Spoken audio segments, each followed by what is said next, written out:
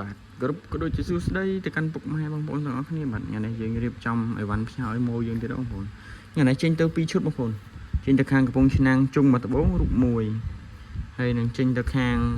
សៀមរាបជុងមកត្បូងរូបមួយដែរបងប្អូនអញ្ចឹងយើងចេញ2ឈុតណាហើយអានេះជុងមកយើងបងប្អូនមើលអាចមើលបាន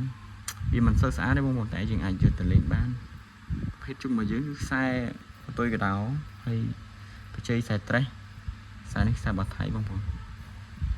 គឺវាមកល្មមលេងបងប្អូនហើយបងប្អូនចង់បាននេះអាចឆានអត់បានបងប្អូនតម្លៃធូរថ្លៃទេហើយនេះរូបខ្លុំរបស់យើងបងប្អូនគឺយើងរៀបចំផ្ញើឲ្យម៉ូយនេះបងប្អូនមើលគឺវាមកល្មមមកគូសំបងប្អូនគឺបើយើងធ្វើខុសពីរឿងរបស់គេចឹងបងប្អូននេះបើយើងធ្វើនេះស្មើសិប្បនិមិត្តណាហើយវាធ្វើបែបហ្នឹងមកល្មមមកគូសំយើងអាចយកទៅលេងបានហើយគុណភាពគឺអែមបងប្អូនទាំងជុងទាំងរូបបងប្អូនគឺគុណភាពអែមបងប្អូនយើងយកទៅលេងគឺបានច្រើនហ្នឹងផ្ញើវីដេអូឲ្យមើលចឹងបងប្អូនហើយអីវ៉ាន់យើងមានសល់តែប៉ុណ្្នឹងទេបងប្អូនមក